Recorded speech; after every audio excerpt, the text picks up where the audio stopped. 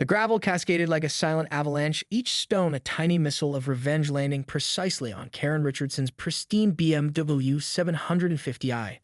The first chunk hit the windshield with a musical ping that echoed through the quiet suburban street of Maple Grove Estates. Karen had always been a force of neighborhood regulation, her clipboard an extension of her arm, her HOA rulebook a sacred text she'd memorized down to the most obscure paragraph. But today she finally pushed her neighbors too far. It started that morning when the construction crew arrived. Karen stormed out of her perfectly manicured Tudor-style home, her sensible khaki shorts pressed with military precision, her white polo shirt emblazoned with the HOA logo. Her eyes locked onto the workers like a heat-seeking missile. "You cannot park those vehicles on the street," she shouted, her voice cutting through the morning's peaceful calm. Section 4, Paragraph 7 of the neighborhood bylaws clearly states that. Mike Rodriguez, the contractor leading the renovation next door, didn't even look up. He dealt with Karens before, and this one was textbook. Clipboard, matching outfit, pursed lips that suggested she'd been sucking on lemons since breakfast. "Ma'am," he said carefully, "we have explicit permission from the homeowners and the city. These vehicles are permitted." But Karen wasn't listening. She was already typing furiously on her phone, no doubt composing an email to the HOA board, the City Planning Commission, and potentially the United Nations for good measure. What she didn't know was that her obsessive documentation of every perceived neighborhood infraction had been building a case, not against her neighbors, but against herself. Years of petty complaints, nitpicking paint colors, measuring grass lengths, and harassing anyone who dared to deviate from her rigid suburban vision had created a network of quietly seething residents. And today they were going to push back. The first load of gravel arrived just as Karen was mid-rant, her finger wagging like a metronome of municipal madness. Mike's crew exchanged knowing glances. This wasn't just about construction anymore. This was about sending a message. When the first stones began to fall on Karen's BMW, she turned, her mouth mid-word, her clipboard frozen in mid-gesture. The look of absolute shock was priceless. Each stone seemed to whisper a story of neighborhood frustration, of years of micromanagement and soul-crushing conformity. Little did Karen know, this was just the beginning of a battle that would redefine neighborhood dynamics forever. Her perfectly waxed luxury sit-in was about to become a canvas of rebellion, each stone a testament to the community's long-suppressed anger. The first hour after the gravel assault was a symphony of suppressed chaos. Karen stood frozen, her smartphone clutched so tightly her knuckles turned white, watching as stone after stone transformed her $90,000 status symbol into a modern art installation of suburban rebellion. Mike Rodriguez and his crew continued working, pointedly ignoring her mounting hysteria. They'd seen her type before, the neighborhood sentinel, the self-appointed guardian of aesthetic conformity. But today was different. Today, the neighborhood was fighting back. "This is vandalism," Karen finally screeched, her voice reaching a pitch that made nearby dogs whimper. "I'll have you all arrested." But no one was listening. The construction workers continued their rhythmic dance of hammers and saws, while Karen's BMW slowly disappeared beneath a growing mound of gravel. Each stone was a tiny act of rebellion, a pixel in a larger picture of community resistance. What Karen didn't realize was that this wasn't just about her car.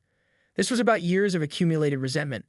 The time she reported Mrs. Henderson's rose bushes for being 2 inches over the prescribed height. The weekend she measured everyone's lawn with a literal ruler, leaving warning notices in pristine white envelopes. The multiple times she forced homeowners to repaint their houses because the color was 2 shades off her approved palette. Inside her house, Karen's husband Tom watched from the window. He long since learned that challenging Karen was like wrestling with a hurricane, futile and potentially dangerous. A retired accountant with a passion for model trains, Tom had perfected the art of strategic invisibility. "They're going to regret this," Karen muttered, her fingers flying across her phone screen. "I'll file a complaint with the HOA board. I'll contact the police. But her threats rang hollow in the growing pile of gravel. Mike looked up, catching the eye of Sarah Jenkins from across the street. Sarah, a graphic designer who'd endured Karen's countless complaints about her home office's window treatments, gave a subtle nod. The neighborhood was united, and Karen had no idea. By noon, her BMW looked less like a luxury vehicle and more like a geological experiment. Gravel spilled over the hood, collected in the windshield wipers, packed into the wheel wells. It was a precise, almost artistic destruction, calculated and calm. Karen's next move would be crucial. Would she escalate or retreat? The neighborhood watched and waited, a collective breath held in anticipation. One thing was certain. This was no longer just about parking or construction. This was war. The gravel cascaded like a silent avalanche, each stone a tiny missile of revenge landing precisely on Karen Richardson's pristine BMW 750i. The first chunk hit the windshield with a musical ping that echoed through the quiet suburban street of Maple Grove Estates. Karen had always been a force of neighborhood regulation, her clipboard an extension of her arm, her HOA rulebook a sacred text she'd memorized down to the most obscure paragraph. But today, she finally pushed her neighbors too far. It started that morning when the construction crew arrived. Karen stormed out of her perfectly manicured Tudor-style home, her sensible khaki shorts pressed with military precision, her white polo shirt emblazoned with the HOA logo. Her eyes locked onto the workers like a heat-seeking missile. "You cannot park those vehicles on the street," she shouted, her voice cutting through the morning's peaceful calm. Section 4, Paragraph 7 of the neighborhood bylaws clearly states that. Mike Rodriguez, the contractor leading the renovation next door, didn't even look up. He dealt with Karens before, and this one was textbook. Clipboard, matching outfit, pursed lips that suggested she'd been sucking on lemons since breakfast. "Ma'am," he said carefully, "we have explicit permission from the homeowners in the city. These vehicles are permitted." But Karen wasn't listening.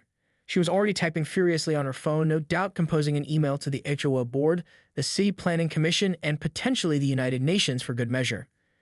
What she didn't know was that her obsessive documentation of every perceived neighborhood infraction had been building a case, not against her neighbors, but against herself. Years of petty complaints, nitpicking paint colors, measuring grass lengths, and harassing anyone who dared to deviate from her rigid suburban vision had created a network of quietly seething residents. And today, they were going to push back. The first load of gravel arrived just as Karen was mid-rant, her finger wagging like a metronome of municipal madness. Mike's crew exchanged knowing glances. This wasn't just about construction anymore. This was about sending a message. When the first stones began to fall on Karen's BMW, she turned, her mouth mid-word, her clipboard frozen in mid-gesture. The look of absolute shock was priceless. Each stone seemed to whisper a story of neighborhood frustration, of years of micromanagement and soul-crushing conformity. Little did Karen know this was just the beginning of a battle that would redefine neighborhood dynamics forever. Her perfectly waxed luxury sit-in was about to become a canvas of rebellion, each stone a testament to the community's long-suppressed anger. The gravel kept falling, and Karen, she could only watch. The board meeting was just the beginning. By morning, something unprecedented happened in Maple Grove Estates. Neighbors who had previously cowered under Karen's regulatory reign began to speak up. Mrs. Henderson, whose rose bushes had been measured and complained about multiple times, suddenly held a neighborhood brunch. Everyone was invited except Karen. Mike Rodriguez's construction site, which Karen had tried repeatedly to shut down, suddenly became a gathering spot. People brought lawn chairs, shared coffee, watched the work progress. Tom, Karen's own husband, seemed to be participating in this quiet rebellion. He'd always been a background figure, model trains his only passion. But now, he was talking to neighbors, laughing, sharing stories about living with Karen that made people shake their heads in disbelief. "Do you know she once measured the height of our Christmas wreath?" Tom told Sarah Jenkins, chuckling. Said it violated the vertical decoration height regulation. The neighborhood was transforming and Karen was becoming its outcast. Her BMW remained covered in gravel, a monument to her lost control. Each stone told a story of rebellion, of years of suppressed frustration finally finding its voice. And Karen?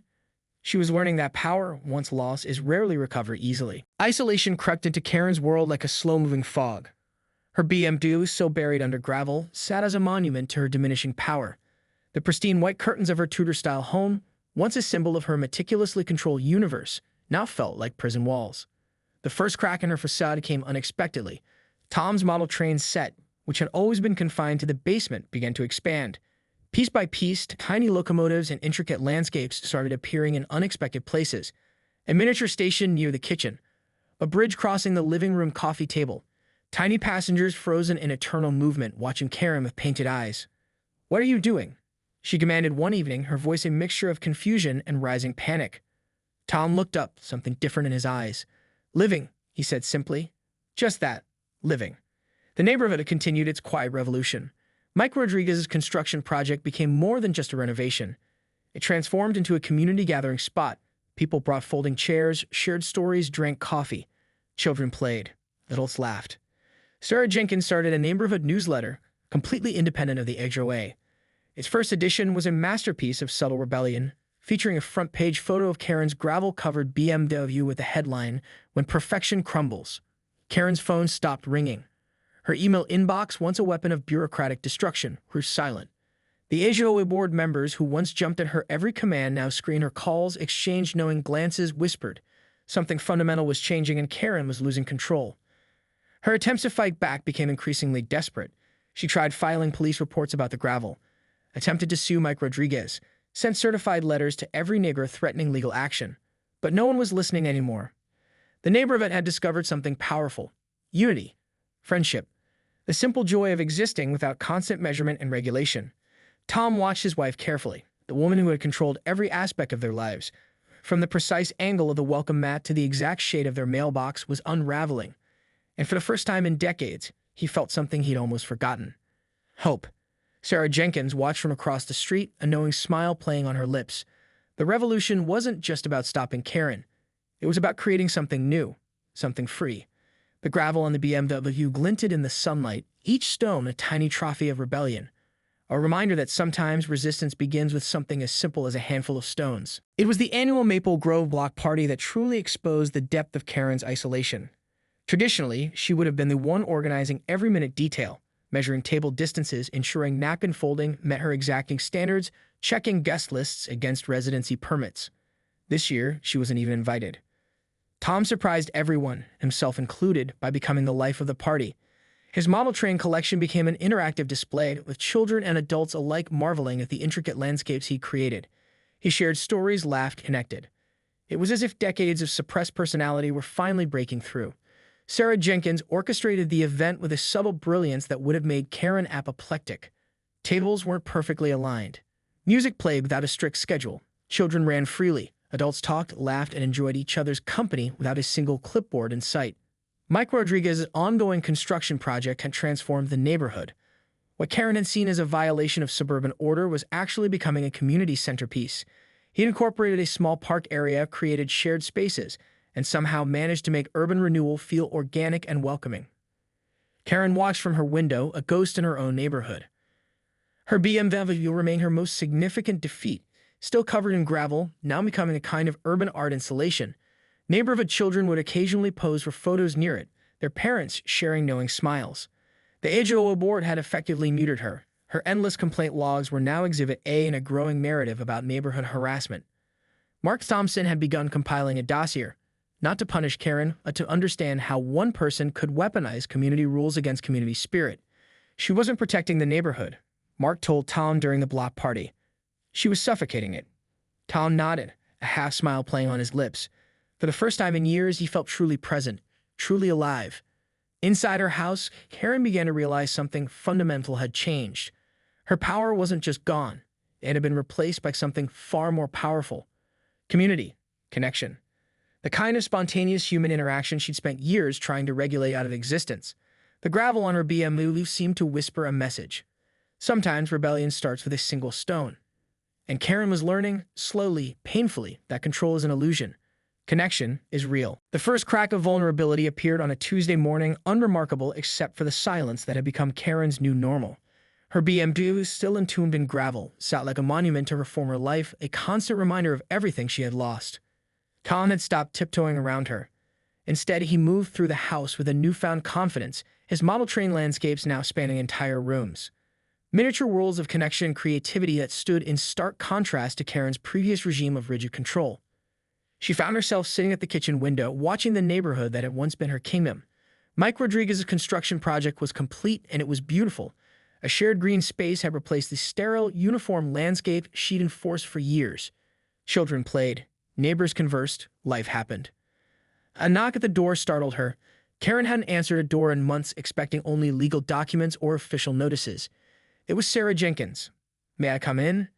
Sarah asked, her voice neither confrontational nor apologetic. Something in Karen broke, she nodded. The living room was a landscape of Tom's model train world, intricate landscapes, tiny people frozen in moments of connection. Miniature towns that told stories of community, of life beyond rules and measurements. "We don't want to destroy you," Sarah said, sitting across from Karen. "We want you to understand." Karen's defense mechanisms, the clipboard, the rulebook, the endless complaints, had all fallen away. What remained was simply a woman who had mistaken control for care, regulation for love. "I was trying to protect the neighborhood," Karen whispered, her voice a shadow of his former authoritative tone. Sarah's response was gentle. "No, you were trying to prevent it from living." The neighborhood outside continued its rhythm. Children laughed. A dog barked. Life moved forward, uncontrolled and beautiful. Tom appeared, carrying a tray with 2 cups of tea. Old Karen would have criticized the imperfect arrangement, mismatched mugs, slightly askew placement. Now she saw something else. Kindness. Connection. "I think I lost something," Karen said, more to herself than to Sarah or Tom. The gravel-covered BMW outside seemed to listen, each stone a testament to a rebellion that was never about destruction, but about reclaiming the right to exist, to be imperfect, to be human. For the first time in years, Karen was truly seeing her neighborhood, not as a series of violations to be corrected, but as a living, breathing community. Winter arrived in Maple Grove Estates, softening the edges of the neighborhood's rebellion. The gravel on Karen's BMW was now partially buried beneath a gentle blanket of snow, its sharp edges muted but still visible, a reminder of the summer's upheaval. Karen had changed. Not dramatically, not instantly, but in the way glaciers move, slow, deliberate, inexorable. Her first step was simple. She approached Mike Rodriguez's newly completed community project, the space that had once been the site of her most vociferous complaints. A small park now stood where she once demanded strict conformity, its design organic and welcoming. "I'd like to help," she said to Mike one crisp morning, her voice lacking its former edge of authority. Mike looked at her, saw something different. Not the defeated Karen of recent months, but someone seeking genuine connection. Tom watched from a distance, his model train set now a collaborative project.